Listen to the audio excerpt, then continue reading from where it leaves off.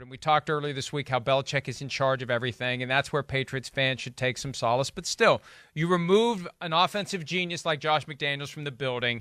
After the first year of Mac Jones, it's going to potentially affect his development. It's going to be something that Jones has to get past. And we've heard a lot of positivity about Jones, including from Bill Belichick, who never praises anyone, especially during a season.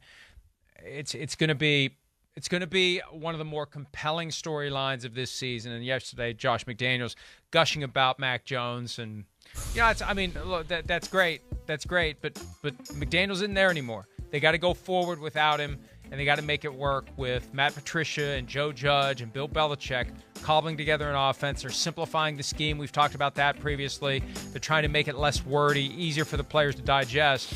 But that is going to be, even though it's not a high-octane offense, and really hasn't been since the Randy Moss, Wes Welker year with Tom Brady, it's going to be one of the most scrutinized offenses in all of NFL, in all the NFL, Chris. Yeah, you're right. It is. It's we're all going to be watching. I mean, it's an amazing story. I mean, it's Josh McDaniels, who's great, and now we got two guys who have never really coached the offensive side of the ball, coaching the quarterbacks and offensive coordinator, and Belichick's overlooking it all.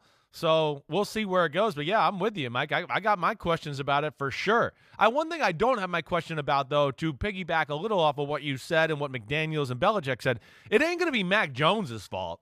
It won't be that. He's going to be ready and smart and prepared. And it's just, are they going to be good enough to get some people open and, produce for him to a degree? Because we know, he's not going to make a ton of plays off schedule. He's not that guy. But that's why it was great with McDaniels. That's why we thought, it could be great with Kyle Shanahan, because you just go, wait, if you just coach this guy and get him open, he's going to do exactly what you say, and he's going to put the ball on the money and work the pocket perfectly. But that's the big question. Is there going to be people open? Is the offense going to have a nice flow and rhythm? I don't know about that. So, that's going to be certainly one of the big stories of the NFL early on in the year. And another interesting comparison, even though they don't even play in the same conference, how Trey Lance does and how Mac Jones does year two. Compared. There's going to be some connective tissue there. 49ers fans are either going to feel pretty good about the fact that they drafted Lance, or they're going to be lamenting kind of like they were last year when Jones ended up being so good as a rookie. That's when those stories that Kyle Shanahan really wanted Mac Jones when he traded up and got talked into Trey Lance, those are going to come back again. So that's another one of those, keep an eye on how it goes for both teams, because there will be some potentially useful discussion back and forth. Here's Mac Jones talking about his effort to work through the offensive changes with McDaniels gone and Patricia and Judge now having key roles in the New England attack.